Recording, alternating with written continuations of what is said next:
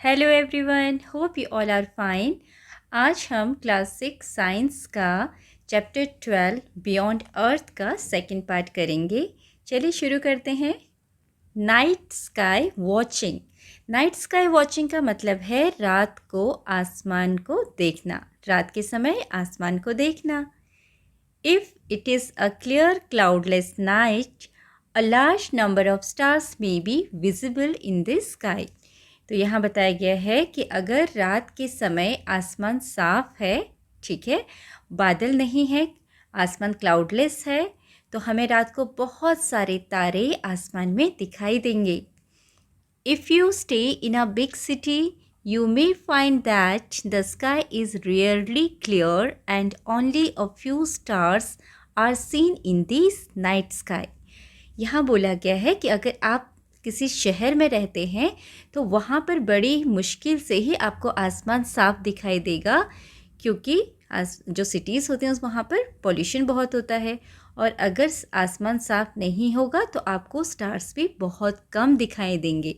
Only a few stars मतलब कुछ ही तारे आपको आसमान में दिखाई देंगे। This is due to light pollution. और ये किस वजह से होगा? लाइट पोल्यूशन की वजह से, स्मोक की वजह से एंड डस्ट। आपको आसमान में कम तारे दिखाई देते हैं शहरों में। क्यों? क्योंकि वहाँ पर लाइट पोल्यूशन होता है, स्मोक होता है, ठीक है, डस्ट होता है, धुआं धूल, इस सब से आसमान भरा होता है। तो इसलिए हमें तारे अच्छी तरीके से नहीं दिखाई देते और ज़्यादा तारे भी नहीं दिखते। And what is light pollution? Light pollution के बारे में हमने पढ़ा था, the presence of excessive artificial light at night time is referred to as light pollution.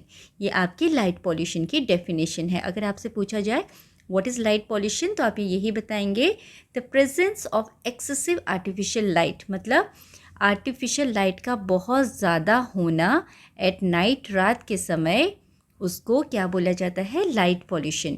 ये शहरों में बहुत लाइट्स जलाई जाती हैं ना, बल्ब्स जलते हैं और बहुत बड़े बड़े ट्यूब लाइट्स जलते हैं ताकि शहरों में रोशनी रहे, लेकिन इसकी वजह से बहुत ज़्यादा लाइट होती है। आर्टिफिशियल लाइट है, नेचुरल लाइट तो है नहीं। तो इस आर्टिफिशियल लाइट की वजह से क्या होता है? आसमान में तारे अच्छी तरीके से नहीं दिखाई देते। इन विलेजेस और areas where there is less light pollution, a larger number of stars can be seen. और वो जगह जैसे कि गांव जहाँ पर लाइट पॉल्यूशन कम होता है, रोशनी कम होती है रात के समय, वहाँ पर आसमान में अच्छी तरीके से ज़्यादा तारे दिखाई देते हैं। ऑल्सो योर हाउस में be surrounded by tall buildings and trees which may block your view. The night sky is best viewed from open dark areas. यहाँ पर बताया गया है, हो सकता है आपका जो घर हो वो बड़ी बड़ी बिल्डिंगों से ढका हुआ हो, घिरा हुआ हो, है ना, बहुत सारे पेड़ हों आपके आसपास, उसकी वजह से जो नाइट का व्यू होता है, रात का जो नज़ारा होता है आसमान का, आसपास का, वो ब्लॉक हो जाता है बड़े बड़े पेड़ों की वजह से, बड़ी बड़ी बिल्डिंग्स की वजह से, ठीक है। तो उस ऐसे में आपको अच्छी तरीके से आसमान नहीं दिखाई देगा। और आसमान अच्छी तरीके से बेस्ट व्यू कब होगा, कब अच्छी तरीके से दिखाई देगा? जहाँ पर ओपन डार्क एरियाज़ होंगे, मतलब खुली जगह जहाँ पर बहुत ज़्यादा पेड़ पौधे ना हो और अंधेरा हो, ऐसी जगह से आसमान में तारे बहुत अच्छी तरीके से दिखाई देंगे। Now next is light pollution is growing sharply globally. मतलब जो ये लाइट पॉल्यूशन है ये पूरे वर्ल्ड में बहुत तेज़ी से बढ़ रहा है। This is reducing our ability to enjoy and study objects in the night sky. तो इसकी वजह से क्या हो रहा है कि हमारी जो एबिलिटी है क्या एंजॉय करने की, रात को आसमान में जो तारे होते हैं या चाँद होता है या अदर हेवनली बॉडीज़ होती हैं जो भी आसमान में होती हैं, उनको हम अच्छी तरीके से एंजॉय नहीं कर पा रहे हैं, क्योंकि हम उनको देख नहीं पाते और ना ही उनकी स्टडी कर पाते हैं। Some dark sky reserves and parks have been established around the world. अब कई जगह पर क्या बनाए गए हैं? डार्क स्काई रिजर्व्स ये and parks has been established around the world. दुनिया में बहुत जगह ऐसे हैं जहाँ पर डार्क स्काई रिजर्व्स बनाए गए हैं, पार्क्स बनाए गए हैं। अभी क्या होते हैं, अभी देखते हैं। Light pollution in the reserves is control to preserve dark skies for research. There are a few organisations which are working to educate people about reducing light pollution। Actually world में बहुत जगह कुछ ऐसे रिजर्व्स और parks बनाए गए हैं जहाँ पर अंधेरे को मेंटेन रखा जाए, ठीक है, और वहाँ से नाइट स्काई की स्टडी की जा सके, नाइट स्काई को ऑब्जर्व किया जा सके। और इसके लिए बहुत सारे ऑर्गेनाइजेशंस हैं जो काम कर रहे हैं लोगों को जागरूक बनाने के लिए कि बहुत ज़्यादा लाइट पोल्यूशन नहीं फैलाना है, क्योंकि बहुत ज़्यादा लाइट पोल्यूशन होगा तो उससे हम आसमान को, तारों को, चाँद को और बहुत सारी चीज़ें हैं जो आसमान में स्टडी करते हैं लोग, उनको नहीं कर पाते हैं, उनको एंजॉय नहीं कर पाते हैं। तो इसलिए कुछ जगह बनाई गई हैं जहाँ जाकर आप तारों को देख सकते हो, जहाँ से आसमान क्लियर दिखाई देता है रात के समय, ठीक है। Can we try to find any constellation or star or hour of our choice on any night from our location? तो यहाँ पर बोल रहे हैं क्या हम किसी कॉन्स्टलेशन को ढूंढने की कोशिश कर सकते हैं जो हमारी अपने पसंद का कॉन्स्टलेशन हो। Not all stars and constellations are visible from all places on earth and on all nights in a year। तो यहाँ पर बताया गया है कि जितने भी स्टार्स हैं या कॉन्स्टलेशन हैं वो हमेशा हर जगह से विजिबल नहीं होते हैं, ठीक है।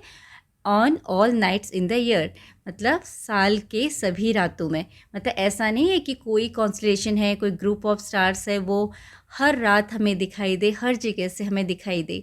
कुछ कॉन्स्टलेशंस होते हैं, कुछ समूह हैं तारों के जो किसी पर्टिकुलर मंथ में दिखाई देते हैं, किसी पर्टिकुलर सीज़न के समय दिखाई देते हैं, किसी पर्टिकुलर डायरेक्शन में दिखाई देते हैं, है ना, या किसी पर्टिकुलर जगह से दिखाई देते हैं। ऐसा नहीं है कि कोई एक कॉन्स्टलेशन है वो अगर आपको ईस्ट से दिखाई दे रहा है तो वेस्ट वाली जगहों से भी दिखाई देगा। तो ये अलग अलग जगहों पर भी डिपेंड करता है, ठीक है, कि कहाँ से कॉन्स्टलेशन दिखाई दे रहा है, और साल के अलग अलग महीनों पर भी डिपेंड करता है। For example the pole star is not visible from the southern hemisphere of earth. अब यहाँ बोला गया है कि जो एक पोल स्टार है वो अर्थ के सदर्न हेमिस्फीयर से नहीं दिखाई देता है। हेमिस्फीयर का मतलब हमने समझाया था पहले। हेमिस्फीयर क्या है, जैसे अर्थ को अगर एक स्फीयर मान लो, हेमी का मतलब होता है आधा, तो इक्वेटर एक इमेजिनरी लाइन है बीच में अर्थ की, ठीक है, जो अर्थ को 2 इक्वल पार्ट्स में डिवाइड करती है। तो अर्थ के जो नॉर्थ साइड है उसको हम नॉर्दर्न हेमिस्फीयर बोलते हैं, जो हाफ स्फीयर है, ठीक है, और जो नीचे वाला स्फीयर है साउथ की तरफ उसको हम सदर्न हेमिस्फीयर बोलते हैं। तो सदर्न हेमिस्फीयर से ये जो पोल स्टार है ये नहीं दिखाई देता। तो देखिए ये है एक एग्जाम्पल आपका नॉर्दर्न एंड सदर्न हेमिस्फीयर का। ये अर्थ है, ठीक है, और ये जो बीच की लाइन है जो आपको रेड लाइन दिखाई दे रही है, दिस इज़ इक्वेटर, जो हमारे अर्थ को 2 इक्वल हाफ्स में बांटती है, और ऊपर वाला जो पोर्शन है ये वाला, this is called northern hemisphere, and जो ये वाला पार्ट है नीचे का, this is called southern hemisphere, ठीक है। और सदर्न हेमिस्फीयर से पोल स्टार नहीं दिखाई देता है, जो बात यहाँ पर बताई गई है। To identify a star or a constellation, you need to know how a particular constellation looks like and where to look for it in the night sky।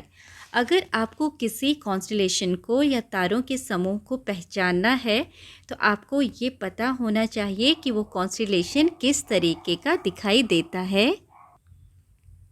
और उसे देखने के लिए हमें आसमान में किस तरफ देखना है। तो आपको जो भी ग्रुप ऑफ स्टार देखना है, तारों का समूह देखना है, आपको पता होना चाहिए कि वो किस तरीके का दिखाई देता है और किस डायरेक्शन में दिखता है, तभी आप उसको देख पाएंगे। To get familiar with the pattern of a constellation, you may use images such as Figure 12.3 and Figure 12.4।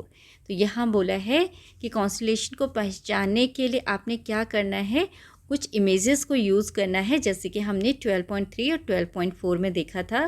तो देखो 12.3 और 12.4 में इमेजेस थे, देखा ये है आपका 12.3, ठीक है। यहाँ पर कितने सारे तारों के जो ग्रुप हैं, कॉन्स्टलेशन है, उनके पिक्चर्स दिए हैं, जैसे कि यहाँ पर ये कैनिस मेजर दिया हुआ है और यहाँ पर ओरियन दिया हुआ है और यहाँ, ठीक है, और यहाँ पर टॉरस दिया हुआ है। तो हमें पता है कि ये किस तरीके के पिक्चर फॉर्म करते हैं, पैटर्न फॉर्म करते हैं। अगर हमें ये पता है तो हम इनको आसानी से आसमान में ढूंढ लेंगे। और ऐसे ही यहाँ पर बिग डिपर जो है और लिटिल डिपर, हमें इसका पिक्चर पता है, पैटर्न पता है, तो हम जब इनको आसमान में ढूंढेंगे तो हमें ये मिल जाएंगे। तो इस तरीके से आपको पैटर्न्स पता होने चाहिए कॉन्स्टलेशंस के, ठीक है। Next is to find out when and in which portion of the sky a star or a constellation will be visible from your location, you may take the help of sky mapping apps that can be downloaded on a mobile phone or other online resources. तो यहाँ पर बताया गया है कि आपको अगर किसी कॉन्स्टलेशन को पता करना है कि उसकी लोकेशन क्या है, आसमान में वो किस जगह दिखाई देगा, तो आपने कुछ ऐप्स हैं, एप्लीकेशंस हैं जो आप फ़ोन पे डाउनलोड कर सकते हैं, जिनको स्काई मैपिंग ऐप्स बोलते हैं। उनकी सहायता से आप इनको ढूंढ सकते हैं किस डायरेक्शन में ये जो कॉन्स्टलेशंस है आपको दिखाई देंगे। Sky Map is a very handy app for identification of stars, constellations and planets from mobile phones. Stellarium is another such app. The computer version of Stellarium is free for download and has many features. तो यहाँ पर ये बोला है कि जो sky map जो है एक ऐप है जो कि इन स्टार्स को ईज़िली आइडेंटिफिकेशन इसका कर सकता है। तो आपने स्काई मैप ऐप को डाउनलोड करना है। Constellations and planets from mobile phones, और ये क्या कर सकता है, इस ऐप के द्वारा आप कॉन्स्टलेशंस को भी और प्लैनेट्स को भी इजीली आइडेंटिफाई कर सकते हो तारों के साथ साथ। Stellarium is another such an example. और जो स्टेलारियम है वो एक और ऐप है स्काई मैप के जैसा ही, जो कि बहुत आसानी से तारों को, कॉन्स्टलेशंस को, प्लैनेट्स को आइडेंटिफाई कर सकता है, उनकी पोजीशंस को बता सकता है। The computer version of Stellarium is free for download and has many features. और जो स्टेलारियम का कंप्यूटर वर्जन है, स्टेलारियम के लिए जो कंप्यूटर वर्जन आता है, कंप्यूटर में जब आप इसको डाउनलोड करते हो तो ये फ्री में डाउनलोड हो जाता है और इसमें बहुत सारे इसके फीचर्स हैं कंप्यूटर वर्जन में। तो अच्छा होगा अगर आपके पास कंप्यूटर है तो आप इसको, स्टेलारियम को ईज़िली इसमें डाउनलोड कर सकते हो फ्री में और इसके बहुत सारे फीचर्स को देख सकते हो। Preparation for night sky watching. अब यहाँ पर हम एक तैयारी कर रहे हैं कि नाइट स्काई को कैसे हम देख सकते हैं, कैसे देखेंगे। Under the guidance of adults identify a dark open area for night sky watching. This should be away from lights, tall buildings and trees. तो यहाँ पर बोला गया है कि अपने बड़ों की गाइडेंस में आपने एक खुली जगह को ढूंढना है जहाँ पर बिल्डिंग्स ना हो, बड़े बड़े पेड़ ना हो, जहाँ से आसमान साफ दिखाई दे। और ये कैसा होना चाहिए, अवे फ्रॉम लाइट्स, और लाइट से भी दूर होना चाहिए, बिल्डिंग्स और पेड़ों से भी दूर होना चाहिए। Choose the date and time based upon what you plan to identify in the night sky. और आपने एक डेट चूज़ करनी है, टाइम चूज़ करना है कि कौन सा स्टार, कौन सा कॉन्स्टलेशन आपने आसमान में देखना है, उसके हिसाब से अपने डेट और टाइम चूज़ कर लेना है। Choose a moonless night with no clouds, particularly for the pole star which is not very bright।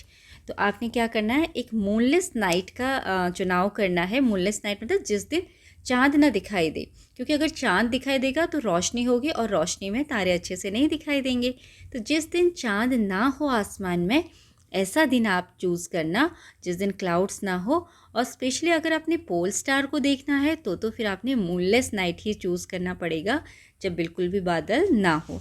जिस दिन चाँद ना निकला हो उस दिन आप पूरा प्लान कीजिएगा कि हम तारों को देखेंगे। It may be useful to have access to a mobile app with a sky map और print out images of the constellations you plan to view.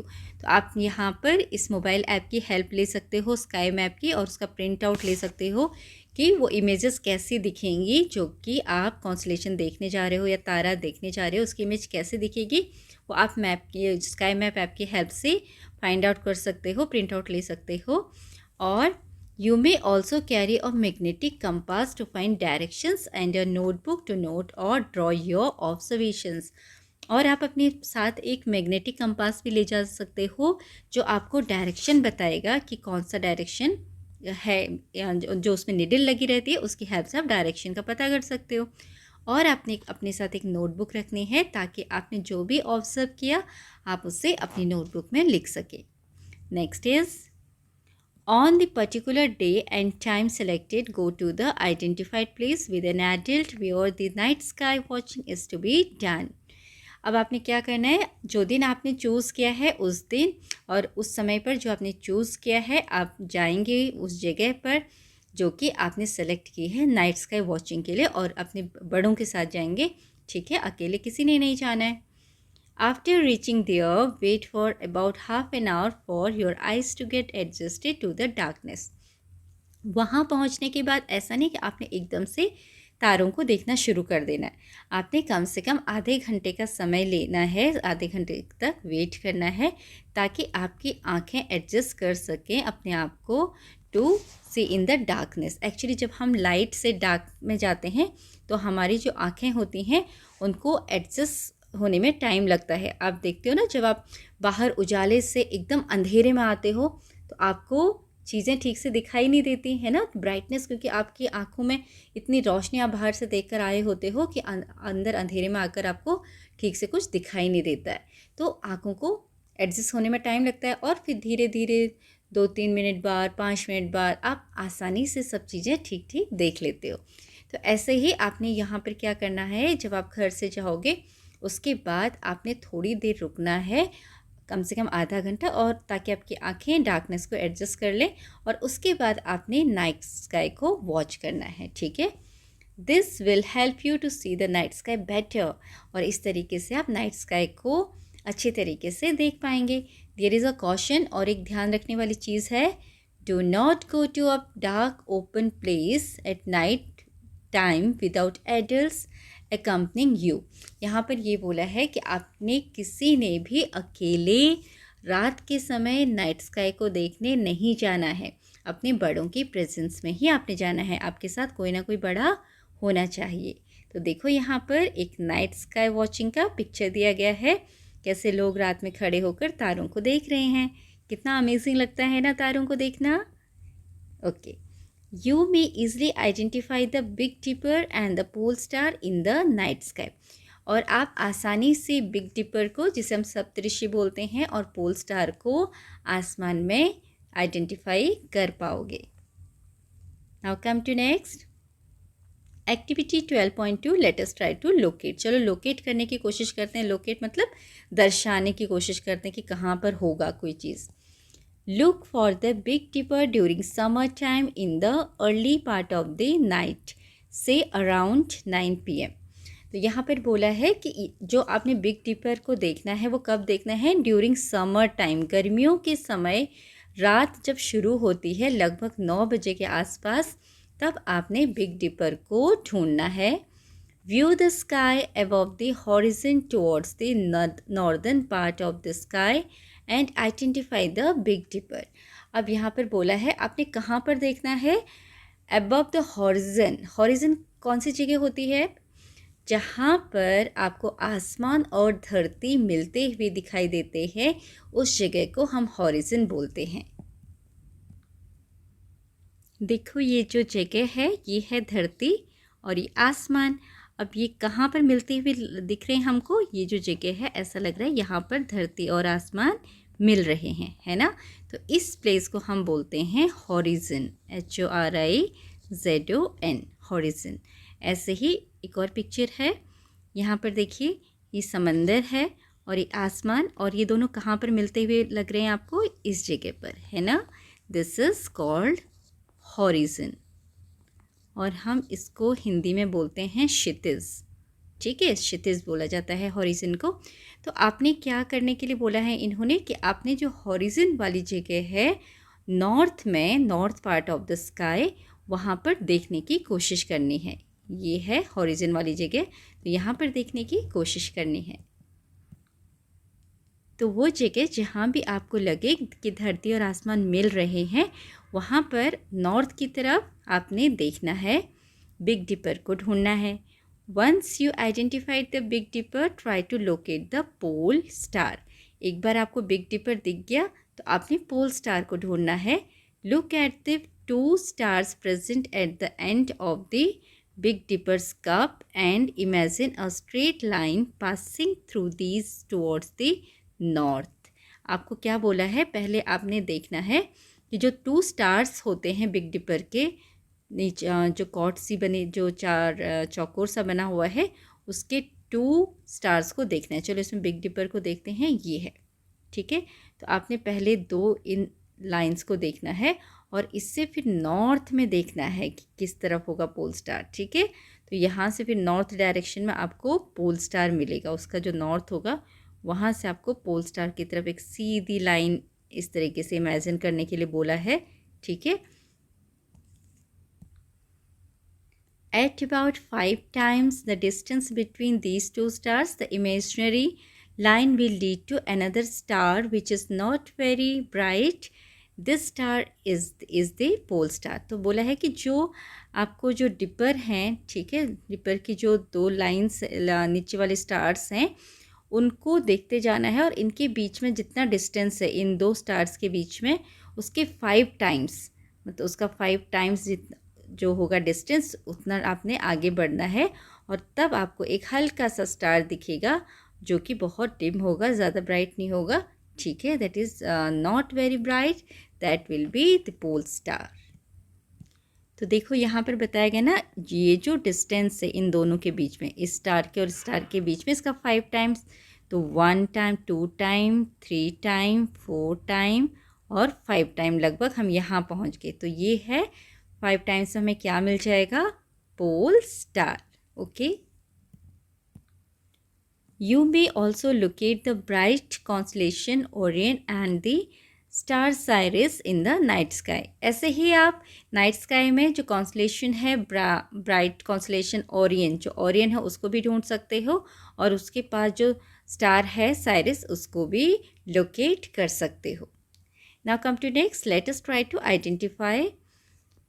In India, Orion is best viewed during the months of December to April after sunset. तो यहाँ बोला है कि India में जो Orion है वो कब बहुत अच्छा दिखाई देता है, during the month of December to April, April और दिसंबर और अप्रैल के महीनों में, इन महीनों के बीच, जैसे दिसंबर से लेके अप्रैल तक, दिसंबर, जनवरी, फरवरी, मार्च, अप्रैल, और इन महीनों में दिखाई देता है। और कब दिखता है, आफ्टर सनसेट, जब सूरज छिप जाता है उसके बाद ये कॉन्स्टलेशन आपको बहुत अच्छे से दिखाई देगा। So look for it during that period. So आपको क्या करना है, अगर आपको इसे ढूंढना है, देखना है, तो आपने इसी समय इसको देखिएगा। 3 bright stars in a short straight line are located around the middle of Orion, imagined to be the belt of a hunter। तो हमने बात की थी ना पहले हंटर्स बेल्ट की।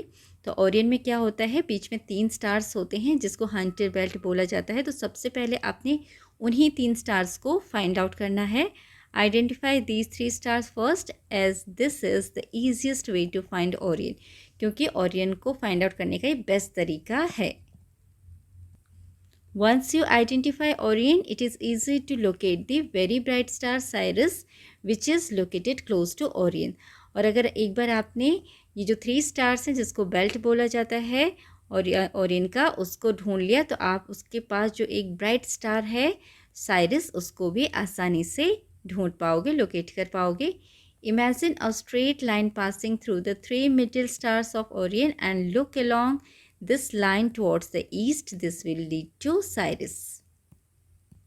तो यहाँ पर बोला है कि आपने सबसे पहले जो ये 3 डॉट्स हैं, 3 स्टार्स हैं, इनको फाइंड आउट करना है और फिर स्ट्रेट लाइन में चलना है और ईस्ट की तरफ जाना है। पिक्चर में ये आगे पीछे इस तरीके से दिए हैं, लेकिन आपने ईस्ट की तरफ मूव करोगे स्ट्रेट लाइन में इन तीनों तारों से, तो आपको आगे साइरस दिखेगा।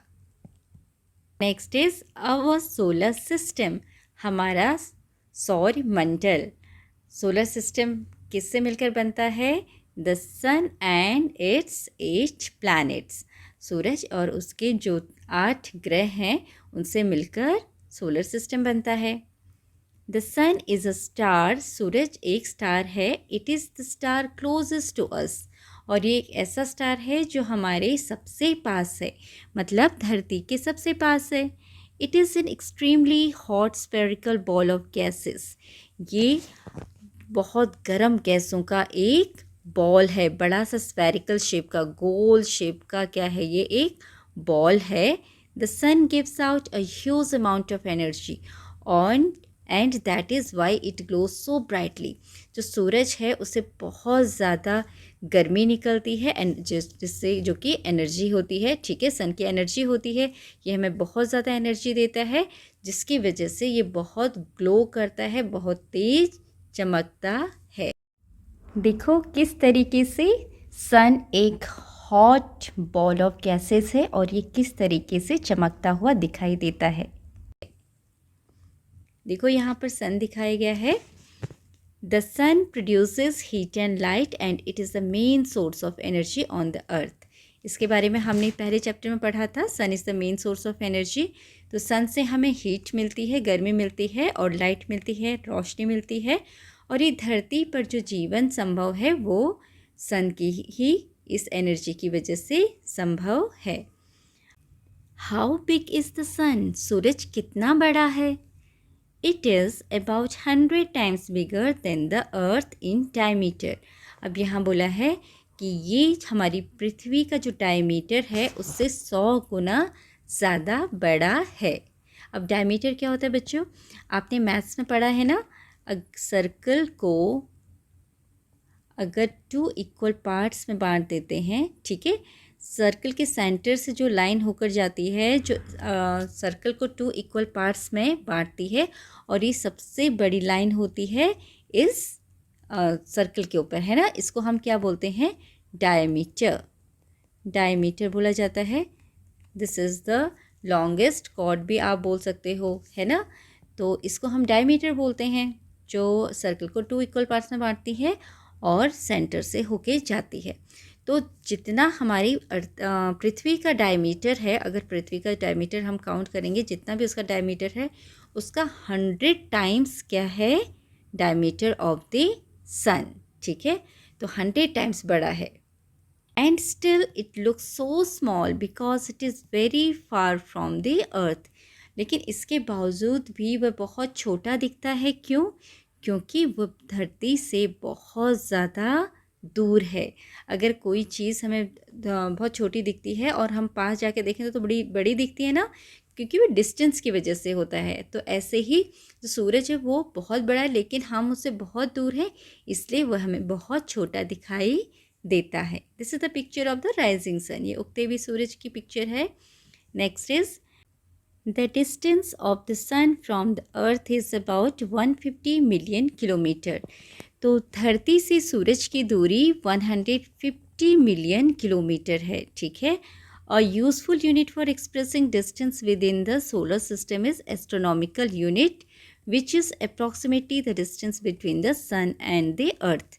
तो यहाँ पर बोला गया है कि सोलर सिस्टम में क्या है, मान लीजिए ये सन है, ठीक है, और वहाँ पर बहुत सारे प्लैनेट्स हैं पृथ्वी के अलावा।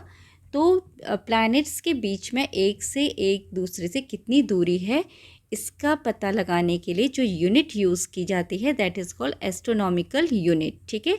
जैसे आप धरती पर डिस्टेंस पता करने के लिए मीटर, किलोमीटर में मेज़र करते हो ना, वैसे ही प्लैनेट्स के बीच में जो डिस्टेंस को मेज़र किया जाता है वो उसकी यूनिट क्या है? Astronomical unit. और 1 एस्ट्रोनॉमिकल यूनिट कितने कितने किलोमीटर के बराबर है? 150 मिलियन, ठीक है। 1 astronomical unit is equal to 150 million kilometre. तो ये आपको ध्यान रखना होगा, और ये यूज़ किया जाता है जो प्लैनेट्स हैं उनके बीच की दूरी पता करने के लिए, ठीक है। Then The sun, being the brightest planet object and the source of light and heat on the earth, was elevated in most ancient civilization to the status of a deity. तो यहाँ पर बताया गया है कि जो सूरज है वो एक बहुत ब्राइट ऑब्जेक्ट है और वो सोर्स ऑफ एनर्जी है, उससे हीट और लाइट मिलती है। तो हमारी पुरानी सभ्यताओं में सूर्य को देवता के रूप में प्रतिष्ठित किया गया है। ठीक है, तो पुराने ज़माने से ही लोग सूर्य की पूजा करते हैं, उन्हें देवता के रूप में प्रतिष्ठा देते हैं। वो प्रतिष्ठित हैं एक देवता के रूप में। In India the sun is worshipped as Surya, और हमारे भारत में भी सूर्य देवता की पूजा की जाती है, सन की पूजा की जाती है, सूर्य के रूप में सूर्य देवता बोला जाता है। The heat provided by the sun keeps the earth at a temperature that makes life possible. और जो सूर्य के द्वारा टेम्परेचर है मिलता, धूप मिलती है, ठीक है, हीट मिलती है, गर्मी मिलती है, उससे इस धरती का टेम्परेचर मेंटेन रहता है और इस तरीके का रहता है कि जिससे धरती पर ज़िंदगी संभव हो सके। Sunlight is essential for plants to grow, और जो सूरज की रोशनी है वो पेड़ों को ग्रो करने के लिए बहुत ज़रूरी है। Which provide food and oxygen to animals including humans. और ये प्लांट्स क्या करते हैं, ये प्लांट से सभी को खाना मिलता है, ऑक्सीजन मिलता है, सभी जानवरों को भी और इंसानों को भी। The sun is responsible for climate, season, weather, water cycle, winds, all of which are important for sustaining life on the earth. और सूरज की वजह से ही धरती पर क्लाइमेट चेंज होते हैं, सीजन्स चेंज होते हैं, वेदर चेंज होता है, वाटर साइकिल होता है, विंड चलती हैं, और ये सारी चीज़ें धरती पर जीवन बनाए रखने के लिए बहुत ज़रूरी हैं। तो इसलिए सूर्य को देवता के रूप में पूजा जाता है। यहाँ आपको एक बात बताई है, our sun is also a star. हमारा सूरज भी एक स्टार है, तारा है। So how is it that the sun appears big and light up the sky while the other stars look like bright dots in the night sky and are not even visible during the daytime। तो यहाँ पर बच्चों के दिमाग में question raise होता है कि हमारा सन तो एक स्टार है, ऐसा बोला गया है, सूरज भी एक स्टार है, तो क्यों जो और स्टार्स हैं वो इतने छोटे छोटे दिखाई देते हैं, ब्राइट भी नहीं है, कम डॉट्स की तरह दिखते हैं ना, छोटे छोटे केवल ब्राइट डॉट्स की तरह दिखते हैं, सूरज की तरह नहीं दिखाई देते हैं। और इवन सूरज तो दिन के समय इतना चमकता है, लेकिन ये जो तारे हैं, बाकी जो तारे हैं, वो दिन के समय क्यों नहीं दिखाई देते, है ना। कहने के लिए तो दोनों तारा है, सूरज भी तारे हैं और भी तारे हैं, लेकिन सूरज इतना बड़ा चमकता हुआ दिखाई देता है, लेकिन बाकी तारे दिन के समय चमकते हुए नहीं दिखते और रात को दिखते हैं तो एकदम छोटे छोटे से दिखाई देते हैं। तो ऐसा क्यों, तो इसका आंसर आपको आगे मिलेगा। However, the sun is much closer to us than the other stars, hence it appears much bigger than the stars। पहली बात यह है कि जो सूरज है वो बाकी तारों से हमसे बहुत पास है, इसकी वजह से वो क्या दिखाई देता है, बाकी तारों से बड़ा दिखाई देता है हमें, ठीक है। As the stars other than the sun are much farther away, they appear like points even though some of those stars are much bigger than our sun। अब यहाँ बोला है कि कुछ जो स्टार्स हैं वो क्या हैं, सन के अलावा जो स्टार्स हैं वो हमसे बहुत दूर हैं, इस वजह से वो केवल छोटे पॉइंट्स की तरह दिखाई देते हैं बहुत दूर, जबकि असलियत में वो जो स्टार जो हमें बहुत दूर दिखाई दे रहे हैं उनमें से बहुत सारे स्टार्स जो हैं सूरज से भी बहुत बड़े बड़े हैं, लेकिन वो हमें क्यों नहीं दिखाई देते इतने बड़े और चमकदार, क्योंकि वो हमसे बहुत दूर हैं। During day time due to the extreme brightness of the sun it is not possible to view the other stars. यहाँ बोला गया है कि दिन के समय सूरज की बहुत ज़्यादा ब्राइटनेस होती है, चमक होती है, उसकी वजह से हम बाकी तारों को नहीं देख पाते। इसका मतलब दिन के समय भी तारे आसमान में होते हैं, लेकिन वो क्यों नहीं दिखाई देते हमें, क्योंकि सूरज की रोशनी बहुत तेज होती है और सूरज की तेज रोशनी में हम उन तारों को नहीं देख सकते। The star nearest to us after the sun is Proxima Centauri. which lies at a distance of about 2,69,000 astronomical unit. This means that its distance is about 2,69,000 times our distance to the sun. तो यहाँ पर बताया गया है कि सन के बाद जो दूसरा स्टार है जो हमारे पास में है वो कौन सा है? Proxima Centauri. ठीक है, सबसे पास सन है, उसके बाद प्रॉक्सिमा सेंचुरी है। लेकिन जो प्रॉक्सिमा सेंचुरी है उसका डिस्टेंस हमारी धरती से कितना दूर है? 2,69,000 एस्ट्रोनॉमिकल यूनिट। अब यहाँ पर इसका क्या मतलब हुआ कि 2,69,000 times of the distance of the sun, मतलब हमारी धरती की दूरी सन से जितनी दूर है, ठीक है, एस्ट्रोनॉमिकल यूनिट, उससे 2,69,000 और ज़्यादा। अभी हमने पढ़ा था ना, ये है 1 एस्ट्रोनॉमिकल यूनिट में हमने पढ़ा था कितना होता है? 150 मिलियन किलोमीटर। 150 million kilometre. और जो नेक्स्ट वाला जो हमारे पास स्टार है, ठीक है, सेंचुरी जो है वो कितना दूर है? इसमें अगर हम कितना मल्टीप्लाई कर देंगे, कितनी दूरी पर है? 2,69,000 एस्ट्रोनॉमिकल यूनिट। तो हमें इसको मल्टीप्लाई करेंगे, जो डिस्टेंस आएगा that will B it's distance from the अर्थ। उतनी दूरी है उस दूसरे वाले स्टार की हमारी धरती से, जिसका नाम है प्रॉक्सिमा सेंचुरी। ठीक है, now there is a question, are stars the only objects in the sky? क्या आसमान में केवल तारे ही हैं? और are there more objects which we may not have noticed? या फिर और भी चीज़ें हैं जो कि हमने नोटिस नहीं किए, जिन पर हमने ध्यान नहीं दिया है? तो यहाँ पर उत्तर है there are many more objects in the sky. आसमान में और भी बहुत सारी चीज़ें हैं। Our earth along with some of these objects and the sun together form our solar system. तो यहाँ बताया गया है कि हमारी धरती और सूरज और उसके साथ कुछ और भी ऑब्जेक्ट्स हैं जो सब मिलाकर क्या बनाते हैं? Solar system. Most of these objects move around the sun. और इसमें से बहुत सारे जो ऑब्जेक्ट्स हैं ज़्यादातर वो सन के चारों तरफ चक्कर लगाते हैं। The movement of an object around the sun is called revolution. तो जब कोई ऑब्जेक्ट, कोई चीज़ सन के चारों तरफ चक्कर लगाता है, उस चीज़ को क्या बोला जाता है? उस चक्कर को क्या बोला जाता है? चक्कर लगाने को रिवॉल्यूशन, घूमना। ठीक है, अगर ये सन है, इमेजिन करो ये सन है और एक ऑब्जेक्ट है, कोई भी प्लैनेट है, अगर वो सन के इस तरह से चारों तरफ चक्कर लगाता है तो इसको हम बोलते हैं रिवॉल्यूशन। ठीक है, रिवॉल्व हो रहा है सन के चारों तरफ। नाउ चलिए इसके आगे की जो भी एक्सरसाइजेस हैं वो हम अगले वीडियो में कवर करेंगे प्लैनेट्स के बारे में। आज के लिए इतना ही। आई होप यहाँ तक आपको जो भी चीज़ें बताई हैं वो समझ में आई होंगी, और अगर समझ में आई हैं तो please press the like button and thank you for watching.